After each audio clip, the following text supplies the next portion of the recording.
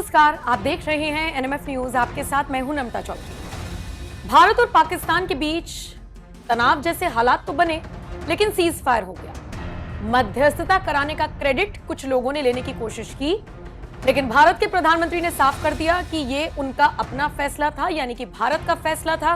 किसी तीसरे का इसमें कोई हस्तक्षेप नहीं था। प्रधानमंत्री ने बाकायदा देशवासियों के सामने रात 8 बजे आकर संबोधन दिया और आप जानते ही हैं, आप उससे वाकिफ होंगे, जिसमें उन्होंने कहा था कि भाई पाकिस्तान भारत के डीजीएमओ के सामने गिड़गिड़ाया, कहा कि सीज फायर चाहते हैं और उसके बाद ये फैसला दोनों देशों ने मिलकर ले लिया। इसमें किसी तीसरे की कोई जगह नहीं। अब इन सब के बीच एक बात और साफ कर दी गई है और वो ये कि पाकिस्तान से अब तभी बात होगी जब कई मुद्दे क्लियर हो जाएंगे। जैसे पाकिस्तान आतंकवाद को पालना पोसना और भारत के खिलाफ उसका इस्तेमाल करना बंद कर देगा, यानी आतंकवाद को सपोर्ट करना जब पाकिस्तान बंद करेगा तो भारत आपसे बात करेगा। सिंधु जल समझौता जो रद्द किया गया है उस पर पुनर्विचार का कोई तुक नहीं बनता। कभी फ्यूचर में अगर ऐसा हुआ तो वो भी तब होगा जब आतंकवाद को सपोर्ट करना बंद कर देगा पाकिस्तान। भारत के प्रधानमंत्री की तरफ से भी साफ कह दिया गया था कि अब बात होगी आतंकवाद के खिलाफ, अब बात होगी पीओके पर।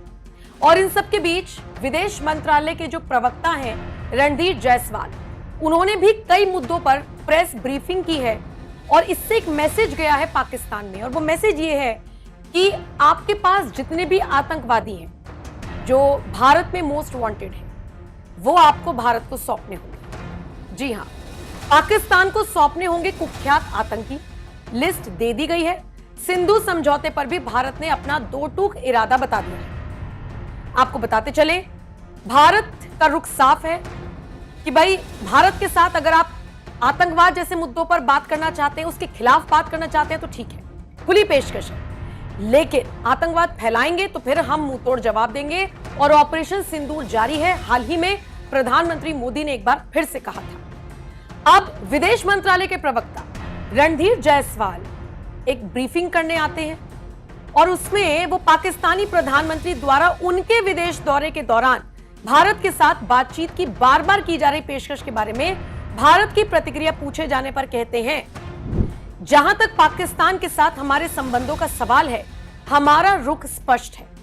हमारे बीच कोई भी संबंध या संपर्क द्विपक्षीय होना चाहिए। हम दोहराना चाहते हैं कि आतंकवाद और बातचीत एक साथ नहीं चल सकती। उन्हें भारत को उन कुख्यात आतंकवादियों को सौंपना होगा जिनके रिकॉर्ड और सूची हमने कुछ साल पहले उन्हें सौंपी थी। जम्मू कश्मीर पर बातचीत इसी पर होगी कि जम्मू कश्मीर के उस अवैध कब्जे वाले इलाके पाकिस्तान को खाली करना होगा और वो हमें कब तक सौंपेगा। ये सारी बातें पाकिस्तान करे तब भारत आपसे बातचीत करने में इच्छुक है। जायसवाल ने आगे कहा, जहां तक सिंधु जल संधि का सवाल है, ये तब तक स्थगित रहेगी जब तक पाकिस्तान सीमा पार आतंकवाद को अपना समर्थन विश्वसनीय ढंग से और पूरी तरह से बंद नहीं कर देगा। जैसा कि प्रधानमंत्री नरेंद्र मोदी भी कहते हैं कि आतंक और बातचीत एक साथ नहीं चल सकते, आतंक और व्यापार एक साथ नहीं चल सकते और पानी और खून एक साथ नहीं बह सकते। आप जानते ही हैं कि लश्कर तैयबा हो या और भी कई ऐसे, जैश ए मोहम्मद हो गए, ऐसे तमाम संगठन हैं जो पाकिस्तान से ऑपरेट किए जा रहे हैं, जहां के सरगना पाकिस्तान के अलग अलग इलाकों में बैठकर भारत के खिलाफ षड्यंत्र रचते हैं।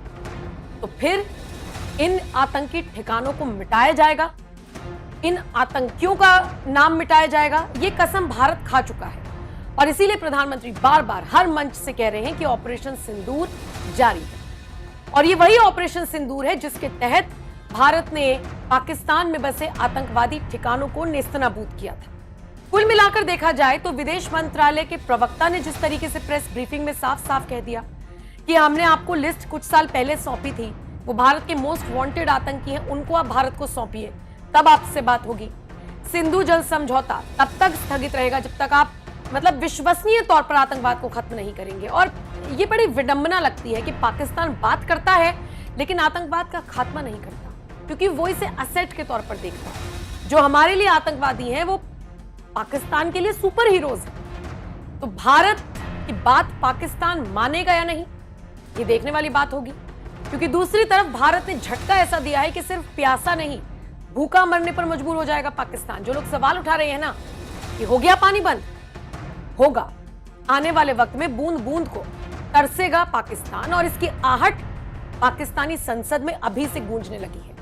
इसीलिए बार बार वहां के नेता कह रहे हैं कि हमें भारत से बात करनी चाहिए। भारत ने भी अपना रुख स्पष्ट कर दिया, बात होगी लेकिन पीओके को लेकर होगी, आतंकवाद के खिलाफ होगी और सीधे तौर पर आतंकवाद की कमर तोड़ने के लिए हम तो अग्रसर हैं, आप अपना स्टैंड बताइए। भारत का रुख साफ है, देखने वाली बात होगी कि भारत का यह रुख जानने के बाद पाकिस्तान किस तरीके से रिएक्ट करता है।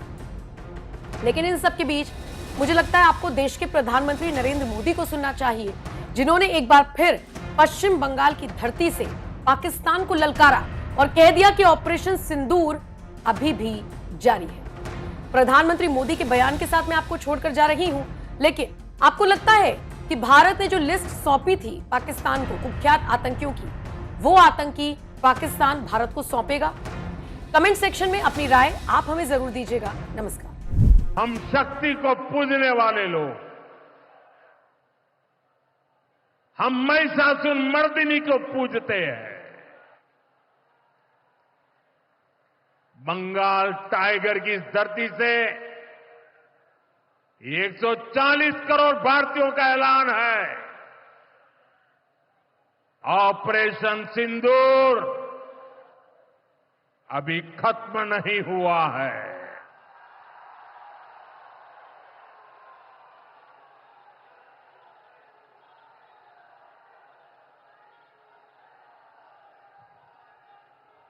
साथियों, पश्चिम बंगाल को अब हिंसा की, तुष्टीकरण की, दंगों की, महिला अत्याचार की, घोटालों की राजनीति से मुक्ति चाहिए। अब पश्चिम बंगाल के सामने भाजपा का विकास मॉडल है। आज भाजपा देश के कई राज्यों में सरकारें चला रही है। देश के लोग बार बार भाजपा को अवसर दे रहे हैं।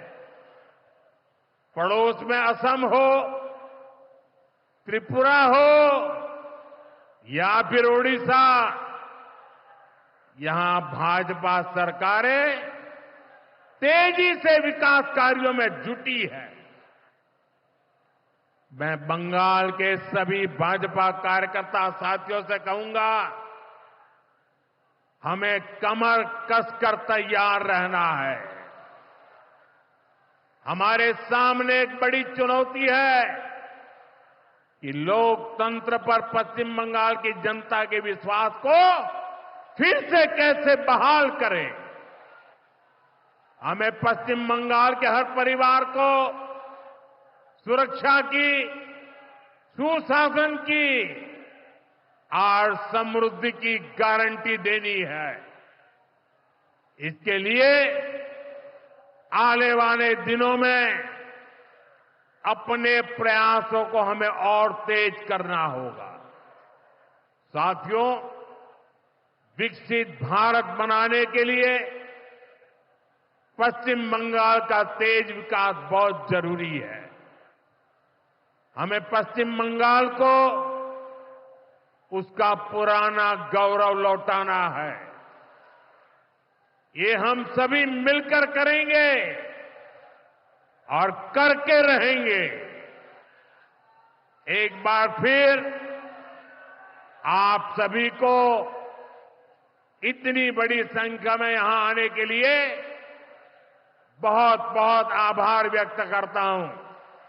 मेरे साथ तिरंगा ऊंचा करके बोलिए, भारत माता की,